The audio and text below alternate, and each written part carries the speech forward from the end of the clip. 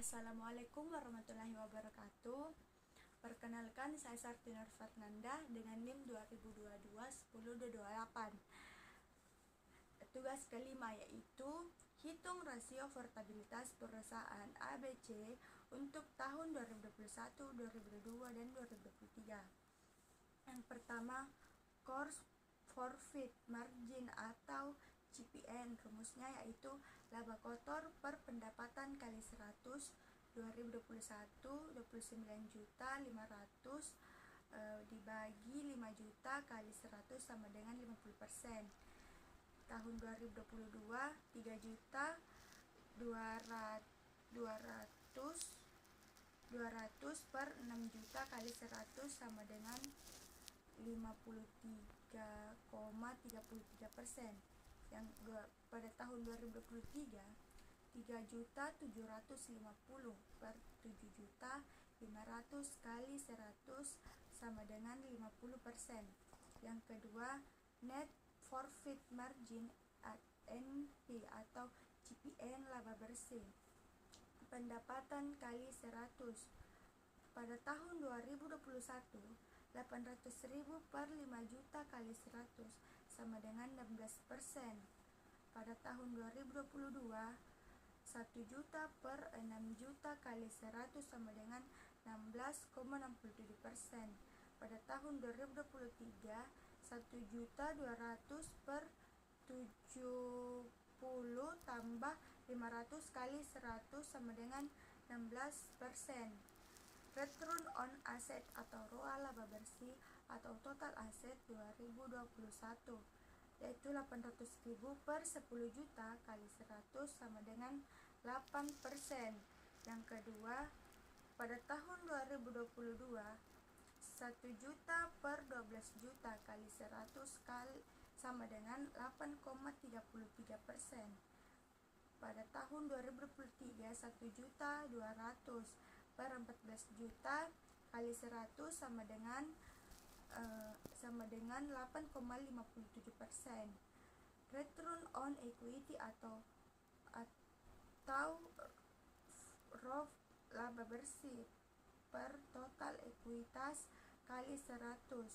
Pada tahun 2021 800.000 per 6 juta kali 100 sama dengan 13,33%.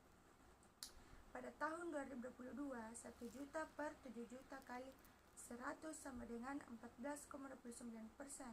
Pada tahun 2023 1.200.000 per 8 juta 500 kali 100 sama dengan 14,124%. Return on Investment atau ROI laba bersih investasi kali 100. Pada tahun 2021 800.000 per 3 juta kali 100 sama dengan 26,67%. Pada tahun 2022 1 juta per 3.500.000 kali 100 sama dengan 28,57%. Pada tahun 2023 1.200.000 per 4 juta kali 100 sama dengan 30%.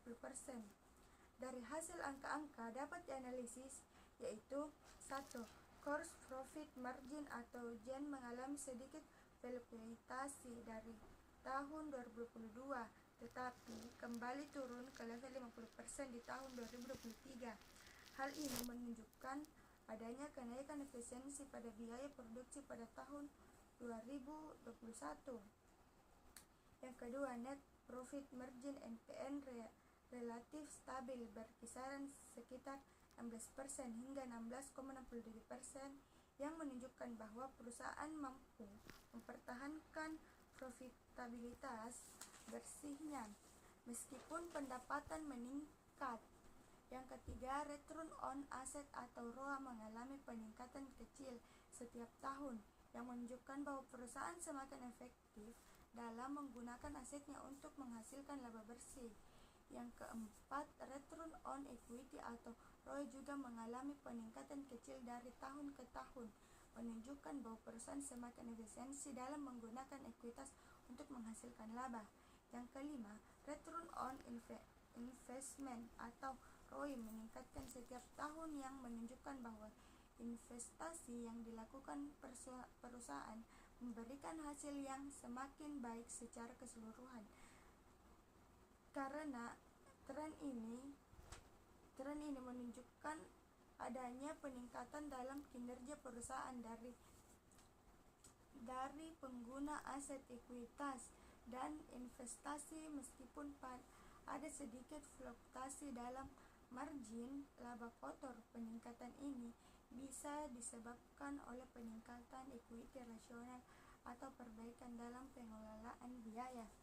Sekian dari saya. Wassalamualaikum warahmatullahi wabarakatuh.